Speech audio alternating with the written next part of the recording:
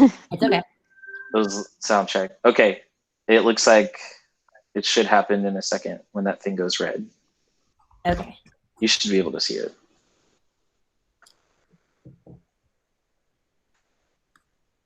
At some point. It does turn red, I promise. There it is. Okay. We're ready to go. Okay. Hi, everyone. My name is Melanie Tawil, and I am the CEO of Swipetrack Solutions. We are a mobility solutions company located here in San Antonio. And I also handle the marketing for Golden Bingo Family, which is the nation's largest charitable bingo hall operating company. So I have a lot of hats. I keep And putting on mute, but I'm so sorry. This is the life of a mom who is a business owner. That's okay. It's okay. They want you. It's okay. Go do your work. Thank you. So That's perfect. That's actually what a lot of my days lately have been dealing with the hangups of distance learning while also trying to run technically two businesses from our makeshift classroom.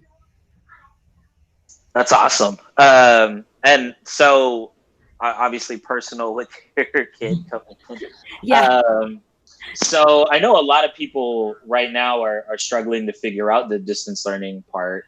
If we could start with sort of, I guess this, I don't mean to say that business isn't human, but the more human aspects of this whole situation. I mean, we've all been kind of like thrust into a situation. I'm a big advocate for therapy as business owners, especially during this time, because there are so many different aspects, and this is not normal, right? And so, but yesterday, my therapist mentioned this is not working from home. This is we are at home during a pandemic trying to work.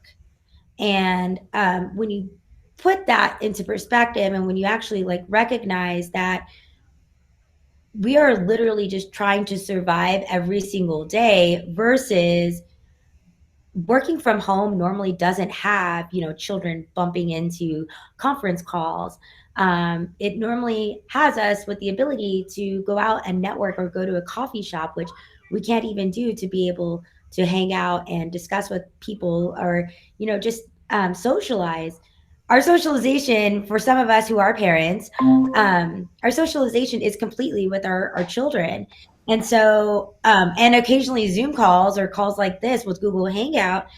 And so we have to adapt. So what I found that has worked for me, and this probably has a lot to do with my personality type. And also, if anybody out there is a fan of Enneagrams, my therapist asked me to do the test, the Enneagram test. So I go to 3 in stress. And so I'm very much an achiever. Like, I need to check off boxes in order to feel that I've accomplished things for that day. So our days have been full of doing the distance learning for a scheduled number of hours. And I actually have it broken down by minute. Today was a little different. My kids go to private school, and so they have off tomorrow, Friday, and Monday. So we're actually just trying to cram everything in today. But they have like their set time for math, religion, social studies, and they actually already know. And kids are a little bit sometimes like their parents, and my kids are definitely like me in that they feel the need to check off things throughout the day. And so they know that at 9 a.m. is mommy has a conference call. So I have my daily conference calls for work with our marketing team, just to make sure that everything is still running smoothly. We usually end those at 9:15, and we're actually all moms. So I know what they're going through when it comes to distance learning. And I know that they need to go and get off the Zoom call quickly, so that way we can keep facilitating our home lives while still trying to maintain this balance of work life. And then after we're done with distance learning, that's when I get to go into, we call it my bunker. But we have like a little office that's offset from my bathroom. And I just go in there. They know that when the doors are closed, do not come in. And so, and I try to set like parameters. I know that they're going to be bored. So I do 25 minutes of work and then 5 to 10 minutes of like break time. And sometimes that gets extended, 30 to 35 minutes, because I know that this is not their normal either. And they're used to socialization with their friends. So I try to keep some balance with them, and we'll get like a FaceTime party going on with some of their friends to make sure that they still keep those connections as well. So there you go. So that's normally my day. Like I try my hardest to maintain that I know what day of the week it is. But this morning I did have oh shoot, today is Wednesday. That's super cool. I mean, like, so thorough and so thoughtful in terms of the type of support that you're providing for your kids and just the thoughts that you're including for others. And for those of you that jumped on, if you want to ask questions, feel free to jump in. There's no issues with that. I know that we've talked before, Melanie, about how the bingo side of the business is in sort of hiatus at the moment. And I'm kind of curious overall, like, really, what has this done for your business? Not just that side, but in total, like, or is it complete chaos? Is it, where are you at? So for the bingo side, at first it was a little chaotic. It was because we service over 10,000 customers daily across the state of Texas. And so it was a little daunting to be able to go in and tell them with a surety, like, we're going to be back, don't worry. Um, and then also maintaining those relationships with our customers during this time. They hear worry from all over the place, and bingo is supposed to be this place that's you're supposed to leave all your worries at the door, right? It's a fun environment. And so I've made sure to communicate with our marketing staff that make it light and airy. Like, we have some really great memes that are going out there that our social media creator or we always change her title, but she's our social media coordinator. And but she's just like our social media guru. She goes out there and she finds these hilarious memes that are very bingo related, or she finds content, or she finds videos of other people missing out on bingo, or Matthew McConaughey calling out bingo for a retirement home, and reminding people that this is still a place to have fun. And we're also going to be rolling out with like Easter egg hunts for our customers that they can participate in their own neighborhoods without having to actually go physically door to door. But maintaining the communication with them has been key. And it's it's really interesting. A lot of them are just reaching out to us asking how we are doing, or asking how certain employees are doing. They miss their friends. For the most part, this was heartbreaking for them because this is their community. These were their daily friends that they would go see. And so we're trying really hard to maintain that relationship and that community aspect with them. Yeah, that makes a lot of sense. When you can't see your friends, and I mean, I guess there's a stigma of bingo being for older people. So is that true? And then also, if it is true, how are you relating with them? So our average age, we have the capabilities to know, for the most part, our average age of a bingo player, and it's 43 years old. Um, and it just also varies based off of time. But across all of our bingo halls, it's 43 years old, female, Hispanic. Um, and so when we look at that, the majority of the people that are on Facebook right now are in their late 30s, early 40s. So we're able to relate a lot to them, and they're always on their phones. Everybody always has their phone available at their fingertips. And so, sorry, I have another child coming in. Sorry. So we're able to maintain that we know who they are because we've talked to them enough times. Yeah, that makes a lot of sense. And it also dispels the rumor for me. So Yeah. So I know a lot of the customers that you have are using bingo as a form of fundraising. Really, how has that affected really the system of raising funds for organizations? I feel like there are a lot of organizations that are dependent on this, and really, at the end of the day, are they going to survive without this avenue? And that's the catch-22, and that's where whoever's out there watching this and the replay, call your elected officials, your state elected officials, because we actually have our hands tied right now.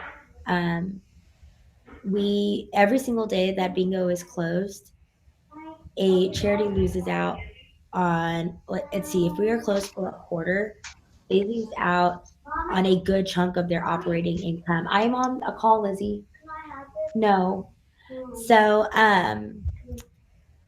I I'm really concerned, and that has always been my biggest concern, because we play for the smaller nonprofits. Like, we don't play for nonprofits that have like these giant marketing systems. We play for the Lions clubs, and we play for a lot of VFWs and churches and literacy foundations.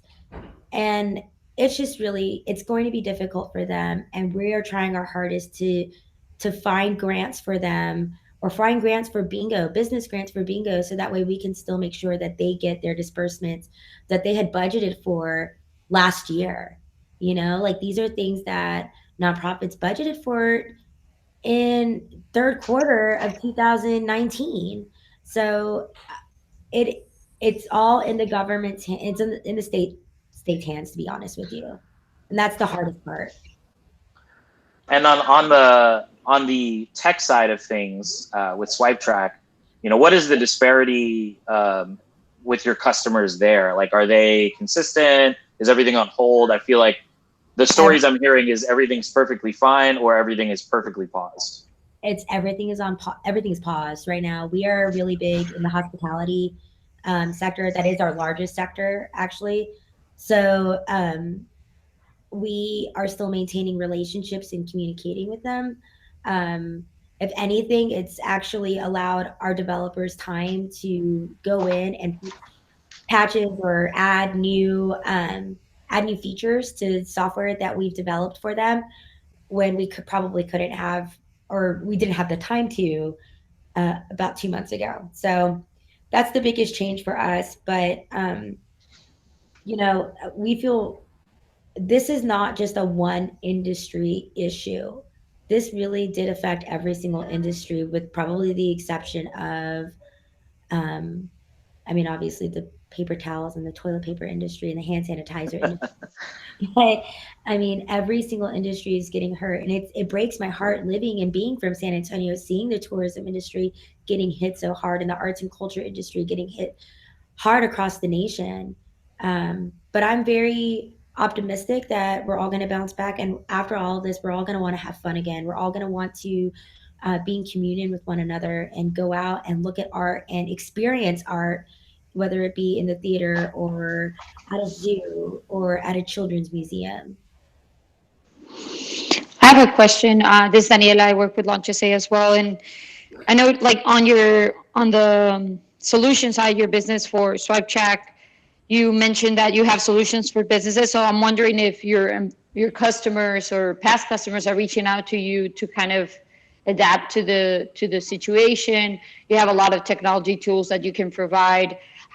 How have you supported that, or have you seen any traction from that side?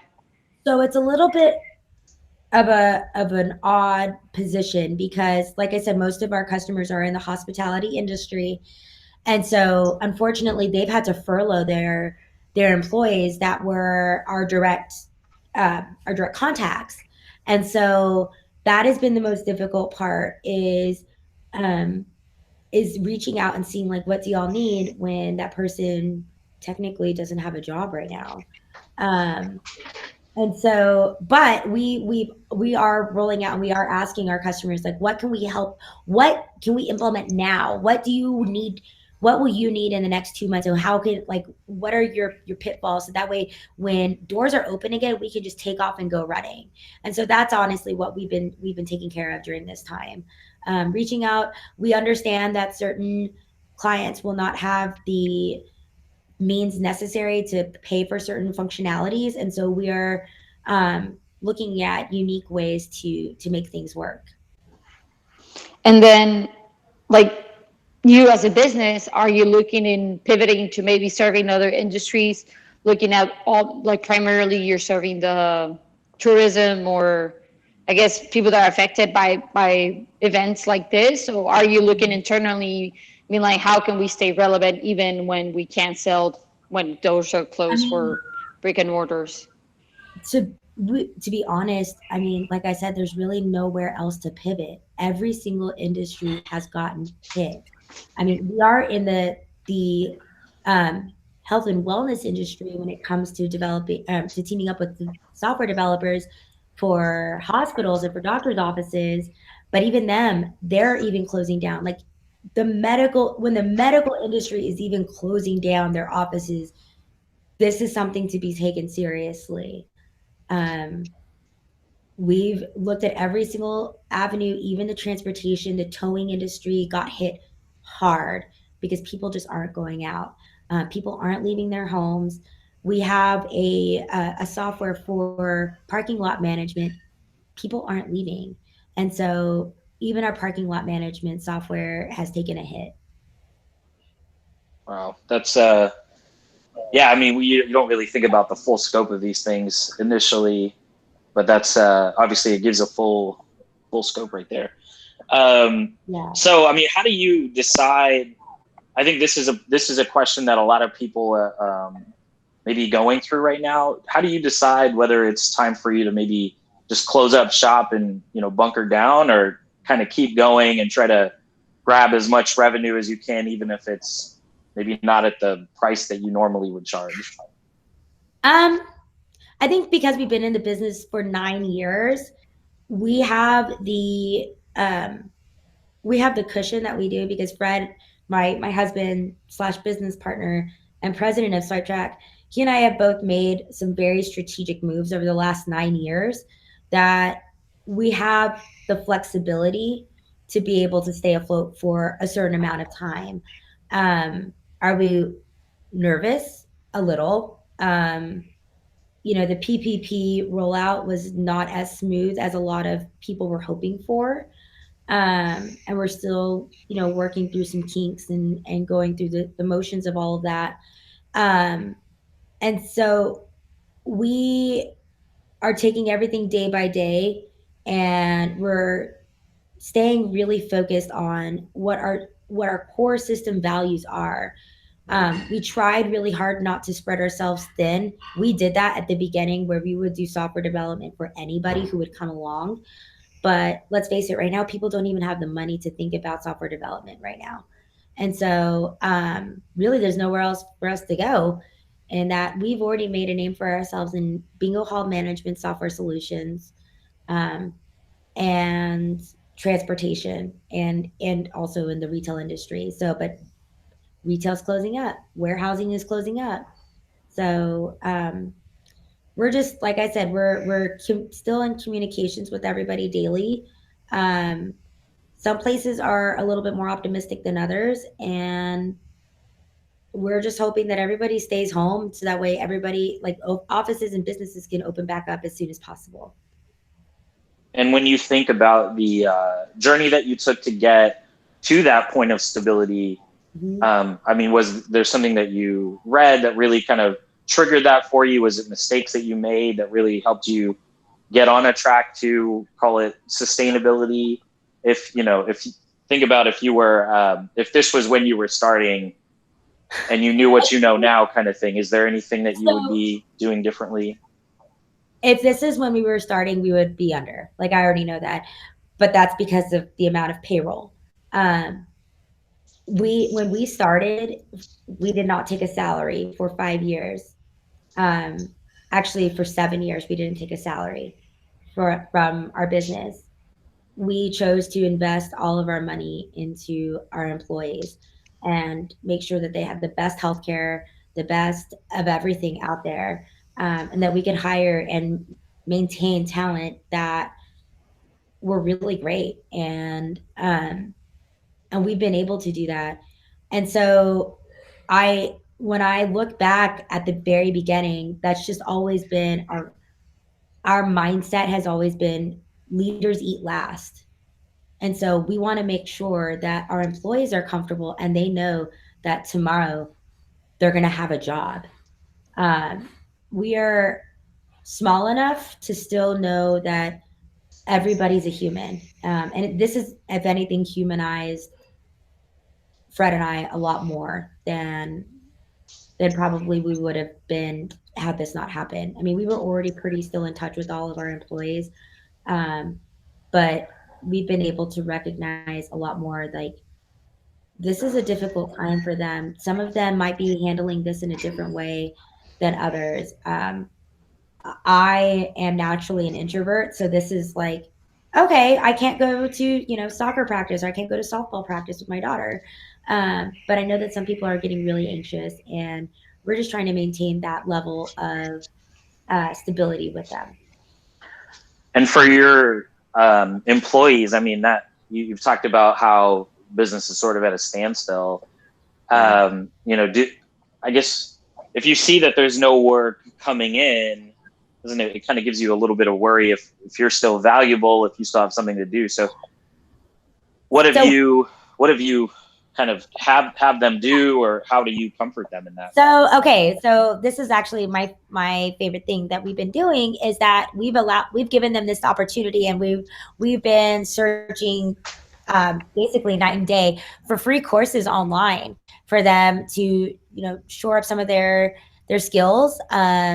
I know that our marketing team is going in and looking at marketing courses to maybe learn some new techniques out there. And I know that our software developers are also doing the same thing. We're looking for anything and everything possible.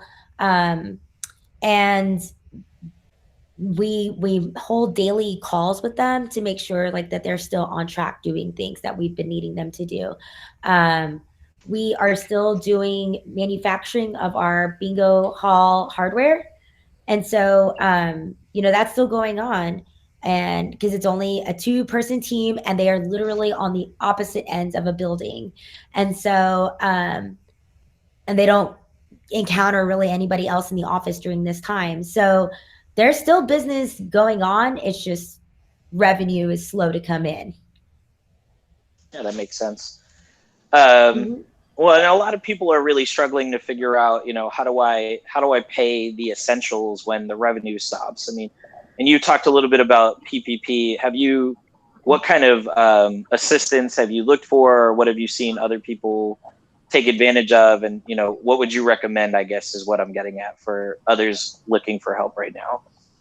So obviously utilize any of the programs that Launch is partnered with. That we are constantly on Launches and Lift Funds websites, looking for new opportunities.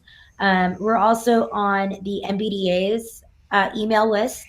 So to see if any other procurement opportunities that are out there, because while cities and municipalities have maybe shut down, the federal government hasn't. And so they're still posting out job opportunities for contractors. So if you are, say, in the healthcare industry, there are, and you're a healthcare insurance provider, there are opportunities on the federal government side to be a contractor with them. So find unique opportunities like that maybe you won't get paid in like for the next 4 months, but at least that you'll be able to have that kind of revenue stream in 4 months and just bite down and bear with the pain for a little bit.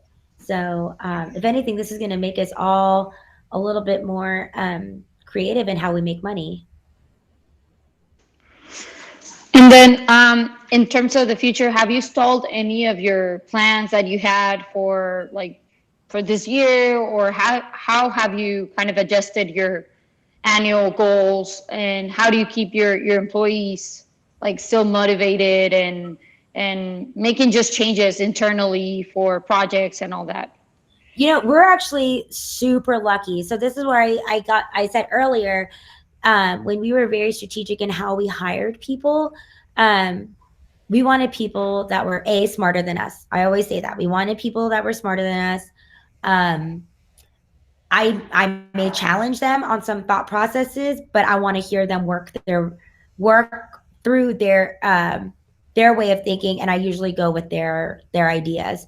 Um, I just want them to think it through and roadmap it because maybe I won't understand it. So they all know that we are fighting day and night to keep their jobs there. Um, and we're fighting to keep our doors open. And so we are constantly looking at new ideas to get them out there and to get them really just engaged with what they're doing. And then we hold our daily calls just to see where they're at. And then we are going to be, this is where I still think that relationships are key. You need to be reaching out to your clients that you serviced either once like 5 years ago or 100 times over the last year, and really see how are you doing. Like, don't care about the money stream that's coming in, but actually genuinely ask how are they doing, because at the end of the day there's another person at the end of that email, and they may be going through a lot of the same anxieties that you are. Reach out to them and see how they're doing. Maybe they haven't had human interaction in quite some time. A lot of our customers are out on the West Coast, and just hearing the horror stories that are going on in LA, like we've really tried to help out our museums that are our partners out there, um, and just see what they need, and see what their programming looks like in the future. Now, have we toned down some of ours? Yes, we have. But we've just spread it. We've just pushed it back just a little. So maybe we won't be getting to 30 arts and culture centers in the next 9 months, but we're hoping to get there by maybe Q2 of 2021. That's great. That's great that you've taken what you have and kind of adjusted your team for it. Also, in terms of like, I know you have Facebook, you have a Twitter. How have you adjusted your messaging? How are you, like, I know you maybe all the customer service side, like people who talk to the customer on a daily basis. It's not just sales, sales, sales. Now you have to kind of talk to them and see where they at, and maybe see if they just retain that relationship for future sales, probably. But how, like, your messaging on Facebook, on Twitter, or it's Twitter, right? Or Yeah. LinkedIn, maybe? So LinkedIn and Facebook, right? Yes. So what's the messaging out there? How are you So we've done a portraying couple. yourself? So we've done a couple things, and that again goes. I have to give all credit to our social media coordinator, guru, goddess. She is coming up with the really great ideas for surviving tech and COVID. Like, while you're sanitizing your computer, organize your desktop, organize your files, like take this opportunity, like what to do during this time, or having like new ways to communicate with people, either through like these Google Hangouts or Zooms or stuff like that. And like, or the happy hours, like topics to discuss on happy hours. So she's coming up with some really great content and blogs, lots of great blog ideas. And then she's also posting, believe she said that she wanted to do a post about like helping companies, like smaller companies that are probably really confused. I mean, we're all trying to navigate this PPP, and none of us know what's going on. Sometimes, it's just a matter of, hey, I'm going through this. This is what we're doing. How is it working for you? Because it's seeming that there's no cookie cutter way to apply for this PPP, which is kind of scary, but it's something, it's the reality that all of us are going through, and we don't want to sugarcoat what's going on. This is a very odd time. But Ivy, her name is Ivy, she's doing a really great job at maintaining the fact that we're still here, and that we still have these really great software opportunities for people to take charge of, and then who knows how long this will last. Hopefully it's only, until middle of May. But it's really not that far away if you really think about it. We're already on April 8th. So as long as everybody stays home and cleans their hands, we may be able to experience life a little bit differently. Thank you. Yeah, we're also doing the same kind of pivoting. We're trying to be supportive, using our social media and our other virtual platforms. That's the only way that we get to engage, right? Also, at the beginning, you mentioned how did you start this company with your husband? Yeah, I did. So I just want to hear a little bit more. Like, we have a lot of small business owners, a lot of entrepreneurs, family-owned businesses out there. So how do you, like, from the start, it was in 2011, I think. So how has that transitioned into your life? Did you start like the business with kids? Did you take time off like when you had kids? Like, how do you manage all that beginning to right now? Like, it's 9 years. It's a long time for you running a business, successful, and a family. So how do you juggle all of that? So we started it when he was in cancer recovery. We got married in February. He was diagnosed in May with cancer, and then we started the business like maybe 2 weeks later, and officially filed a LLC on June. I want to say it was June 9th, 2011, and then we found out that I was pregnant in July of 2011 with my daughter, who was the one that busted through here a few minutes ago. So our business has basically grown with our daughter, and it's taken a lot of turns, and that's where I think a lot of business owners need to be flexible in, especially during this time, be open to opportunities. I think if I really would love to be more open with opportunities. Again, I think that's the optimistic person in me, where I want to help everybody out there. um, I'm more the dreamer, and my husband's more the realist and the executor of it all. And he's like, we can't do that. And so that's actually always been like the biggest battle. And everybody kind of jokes around in the office, like, if you want a straight answer, go to Fred. If you want yeah, we can do it all, come to me. And usually most people just go to Fred because he's the more realistic one of the two of us. But I'm the one that gets us into all these fun opportunities, like working with zoos and museums. And this has been the most interesting situation. God has really put a lot of hurdles in our way as a married couple, um, and and business owners. And this is just another hurdle that we will overcome. All of us are going to overcome this. And being parents obviously has thrown a wrench into this, but it's also allowed us to have a difference. Like, I've been reading a lot of the how to work from home during the pandemic, because that's what Ivy's been pushing out, um, and seeing her research into all of this. And it's take breaks. Remember that, to have like a start time and an end time for work. And I'm over here thinking, oh, I already have my start and end times because it's my children and they're reminding me that they need to eat.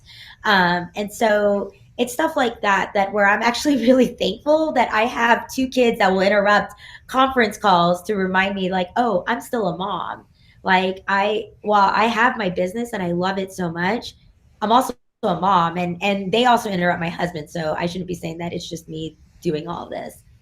But it's And been while, dynamic. yeah, I was just gonna ask, well, you have your, what you call it, your fort or uh, My bunker. your bunker. Does your husband have his own space? It's in the same space, but thankfully I have noise canceling headphones. Oh, okay, awesome. So on the side of really thinking about separating work and family, or work in sort of your own personal space and bubble, I feel like it's really difficult right now, especially you have sort of the anxiety of COVID, which has added everything, and then being in seclusion, just sort of another thing. And then you still have like all of this political action that's happening, which has caused anxiety for so many people. And Right. I mean, where do you really find your breaks? And you know, adding in children as well. I mean, it feels like there's not a whole lot of headspace left after everything that you look at. So where are you either hiding or finding enjoyment, if you will? So, I can't access my phone right now. Hold on, let me give my son access to Brain Pop. No Brain, problem. can you go over there? Okay. Here. Yesterday I automatically got We have- my brain pop. We have screen time passcodes on their iPads. There you go. Because if not, they will be attached to them all times. So where do I find my time? So I am normally an early morning person. I'm not gonna lie. Like, so I was right before all of this happened, like literally the Thursday before we were all put on shelter in place. I was diagnosed with RA. And my RA has just flared up. So that's why you see me with this. And my other hand's really inflamed. And because it was really scary. It was, you know, it was just a lot of uncertainty. And I find a lot of my peace, though, comes in the mornings whenever I've got that first hour to drink my coffee. And I'm a runner. And so I've had to slow down my runs because of the diagnosis. But I also jump on my Peloton bike. So you'll usually see that my accountability is posting on Instagram. Like, this is my workout that I did today. Because I think it's important to still keep at least some kind of physical movement going. And I'll pop on a podcast and like a funny one. I don't want to deal with the news. I'm going to deal with the news all day. So I'll listen to the Office ladies. I'm a big Office fan. So I take those breaks, and then I even just go outside and go for a walk with my dog, who's probably on like the tail end of his life. And so just trying to spend more time with people and animals that I didn't have a lot of time to spend with a month ago. And I'm taking this as an opportunity to reassess what's important in life. I think that's one thing that all of us are going through is we're seeing what was necessary. You know, we can no longer go to events. We can no longer say yes to this organization or that organization. Like, what actually fits into our values? So taking real estate of our lives and figuring out, like, okay, when all of this is over, because it will be over, like, what can I add back in that actually adds value? And so that's what I've spent a lot of my time doing. And that's given me some hope, and that's given me allowance to take a break from the reality of the scariness of all of this. Yeah, for me, that my breakaway is driving in my car. So I feel like I'm a little bit more lost in that one. But, you know, still trying to find ways to break away, I think are really important. And as people, you know, feel more and more kind of the weight of all of this coming down on them, you know, finding new ways and thinking of new ways to bridge out are important. And so I was wondering, you know, thinking about the more affected, I'm not saying that, you know, I mean, there are some, everybody's sort of affected in this, but in the more affected industries where you see maybe like hospitality, for example, where everybody's, you know, really feeling the hurt. Have you done anything on a personal level, championing any specific businesses or any, like, Yeah. you know? So the nonprofits, so as much as I can, donating to them and posting on my own personal social media site. The San Antonio Zoo is a big partner with Swipetrack. So maintaining that they still get the visibility for all the great work that they're doing for conservation. And then also, obviously, the restaurants.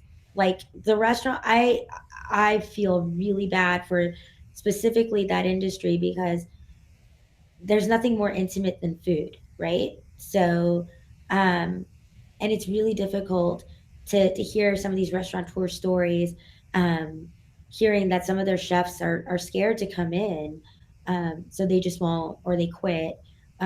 Servers quit. So I have a lot of friends in my network that are restaurateurs. So I will go and I'll frequent their establishments. Like tomorrow for lunch, I'm getting Pesto Restaurante, and they're really good friends of mine. And I've seen the hurt that's in Chef Alex's face. And so I'll purposely go out there and I'll encourage others. I know my parents got pesto on Friday. So just stuff like that. Making sure that people remember that these small businesses are the ones that are going to be the foundation for the economy to make that bounce back. It's not the large businesses. And so if everybody can just go out there and maybe share a meal with your family from one of these establishments, that would be really fantastic. Yeah, that's I mean, I've been trying to do that as much as possible myself. I know it's really tough. I feel like I've gained the COVID-19. Um, no lie. But yeah, it's a weird and interesting time. And so, thinking about the future, and you said hopefully by, I guess it was mid-May, that, maybe we can look back and say, wow, I'm glad that's over. What does this change for the directory of your company? Does it go back to business as usual, or, really how long do you think that we'll be reeling from the effects? I know there's a lot of conversation about recession and stuff like that. So do you have any forward-looking thoughts on that? So for bingo, we are planning a giant pachanga, like at all malls. Um, we're planning to throw just a big party. We want as many people just to have fun as possible. Obviously, stay sanitized, clean. We are planning on having hand sanitizing stations, at least 2 or 3 at every single hall. Um, and that's what's changed. I mean, we obviously do have sinks and soap, but if it eases the minds of our customers to have the hand sanitizing stations and to actually use them, that's what we're planning on doing for bingo. And then for Swipetrack, I honestly just want to see everybody again. Like, we are such a fun family that sorry, literally every single one of my children, including the furry ones, want to come bother me during this call. So we just want to get back, and we just want to get back and help our clients make money. Yeah, that would be the goal, right? And ideally, everybody can get back to making money and, some form of stability sooner than later. What parts of this do you feel are here to stay, and maybe we should be planning for as business owners moving forward? So I think business owners we're recognizing probably which personnel can actually work from home. Although, like I said, this is not a normal situation. And I think that's okay. We need to have these conversations. We need to recognize that situations occur that people do need to work from home. We were just talking about this last night and looking at how this is going to affect real estate when it comes to commercial real estate, meaning the office buildings. Are we going to be seeing these giant high rises still going up when companies are recognizing that people can effectively work from home? And we are starting to discuss. I've always been a proponent for um, allowing people to see what their capabilities are before absolutely saying no. And if you can work from home, if you have that personality. Some people do and some people don't. I don't. This is actually killing me because I really, as much as I'm an introvert, I need that separation, that physical separation from home to work. And so, because I like to leave my brain back at work versus always having this tandem where it's literally like always here. So I think, and I hope that business owners will be more open to looking at their employees and how they work best. That's thinking about it specifically on that front of what does commercial real estate look like after all of this, and thinking about the high rise equation in that. I hadn't really thought about that, but from other people that we've had on talking about different concepts in real estate, there's some idea that, maybe this brings the overinflated costs of leasing down. Yeah. I don't know if that's if you think that's likely, or if you have this sort of diaspora people, deciding, hey, it's better, we'll just do this from home, or we'll try to put these things together without having the physicality of it all there, and what that does to the number of different businesses, that are in retail spaces or in sort of strip center spaces. But I don't know. That's really weird. So you kind of brought that up, and I'm wondering what you think about in terms of tenants, or really where commercial real estate will be. So we are landlords. We own our own building, the building that you came and visited. So, and we've been discussing with our tenants, their situations. Most of them are lawyers, so they still have jobs. And it's interesting because I've always been fascinated with how San Antonio prices out their real estate. Ours is fairly on the low end, which is always surprising because I'm like, it's not, given the fact, with Bexar County Appraisal District, it's really not that difficult to keep it on the low end. Obviously, doctors' offices are still going to be around because nobody wants to go to their doctor in their office, their home office, unless you're like a traveling chiropractor, and then that's a different story. But it's going to be, it will be, I hate to say, like, the co-working space is going to be the most interesting one to watch, but it will be, because like you said, a lot of companies, a lot of startups are going to see like, oh, maybe we can do this from our living room. I mean, we did at Swipetrack. We started in our dining room, and then we moved into our daughter's bedroom. That's maybe this is the renaissance of garage starting businesses. The new Apple. Yeah, exactly, the new Apple.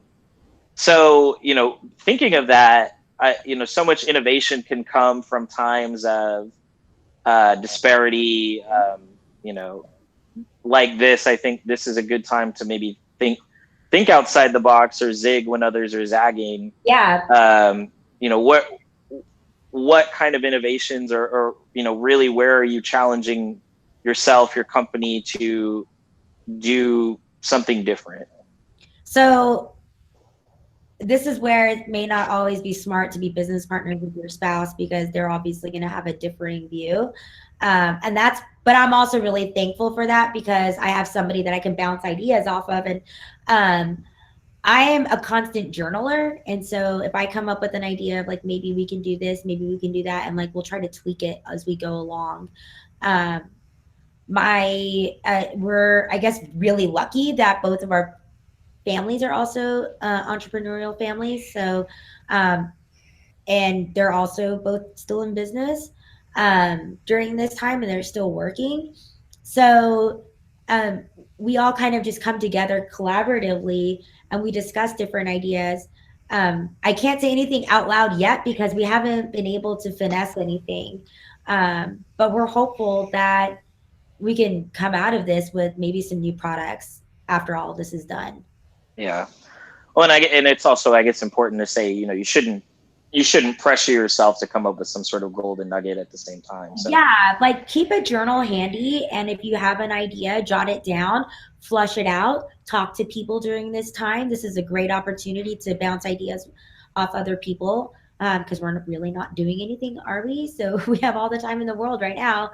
And so just see what other people think, and just get excited over new opportunities that are out there. For sure. I know that you're on the board of the Women's Business Center, and I was going to ask, really thinking about specifically being a female business owner, do you have any specific insights or advice that you'd like to convey just to women? Women we just have a different way of thinking about things. Some of us maybe are so I'm an empath. Like I'm strongly an empath, and so I'm internalizing a lot of what's going on, and I'm trying to figure out how can we as Swipetrack make the best solution for people out there during this time. Like um, how can we assure people that like the days will be sunny out there? Um, because I'm not going to lie, I have friends that have died from COVID-19, and this is a difficult time. Um, and so maintaining the fact that uh, harness the fact that you're a woman. This is an emotional time. If you're an emotional female, like we all can't be, we're not all a checkbox. So making sure that you take that time for yourself. If you are a mom, give yourself grace. This is not normal. And if your child really does need you, figure out how you can best serve your child, because again, they're also dealing with a loss in a way of their normal. And so and if honestly you just need a day to sit on the couch and watch trashy reality TV, allow yourself that day or two or three, however much you need. But know that when you go back to work, you need to be focused on work, because people are relying on you. That's super super thoughtful. I'm gonna try to take hold of that advice for myself as well. The trashy TV part. Yes. I mean, it's okay if you want to binge watch Tiger King one day. That's totally fine. Yeah, exactly. Okay, well, I know we're getting close to the 11:30 mark. I don't know if you have, if anyone else has questions. I realize I've kind of commandeered everything, but or if you have any sort of last pieces of advice or thoughts or any other perspectives you'd like to leave, we can also end there as well. I think it's important to reach out maybe to people that you haven't talked to in a while. Right now is a great opportunity to do that. See how they're really doing. Um, that's I think the most important thing is that we all are just going through the daily routine. And those of you that have children, reach out to your friends that don't have children, because maybe they're dealing with something right now. Have a happy hour, a digital happy hour with them. We have them with the Latino Leadership Institute from the San Antonio Hispanic Chamber of Commerce. Like we get together every once in a while. We're just like, how are you really doing? And don't discuss work. Discuss like your actual person, like what's going on in your personal space. And they're still good out there, y'all. Like, so champion that. I'm gonna do a shameless plug for my best friend, who her name is Kimberly Goodwin, and she's out there and she is raising funds, and she's a social worker, and she's trying to get money for to deliver food to the homeless. Um, that has been a really underlooked population during this time. And I when all of this started, I reached out to her and I was like, who is thinking about the homeless population, and what if there's an outbreak in one of their camps? And she said, that's a good idea. Nobody is. And so she took it upon herself to raise funds, and then she's also doing it for healthcare workers. She's raising funds to buy food for healthcare workers as well during this time. I think she teamed up with Deco. So her thing is she's teaming up with local restaurants as well. So on Saturday they delivered over 100 pizzas. Thanks to Deco Pizzeria. I believe it was to University Hospital workers. So that was pretty cool. I think them and Methodist. That's awesome. Yeah. So, but highlight people, like even if you're going through something, highlight people that are still doing good out there. My saying this whole time is, if you choose to find light in this darkness, you'll find it. I love that. Well, I super appreciate you spending the time with us this morning. And I know that a lot of people on the back end of this that'll watch it later will definitely appreciate your thoughts and perspectives. So thank you so much. I really look forward to getting on the other end of this, and having everybody, back in sort of stable and happy mode. So hope that extends to you as well. Not only then, but now. So thank you, whoever it's either Zindi or Margot from Women's Business Center that said hello. So, oh, it's Cindy. Okay, great. Thanks, Cindy. I dig it. Well, thank you so much again for your time. I appreciate it. Oh, sorry. And one last thing. Utilize all of the resources out there through the city, the county, Lift Fund. Please, if you do not receive any of your loans through the federal government, go through Lift Fund, y'all. Like, they're there to help you. They just want to make sure that businesses go back to normal and they're stabilized. There you go. Well, I dig it. Yeah, not paid for spokesman. No, not at all. Well, thank you so much, Melanie. You're welcome. I hope you have a good day. Thanks, you too.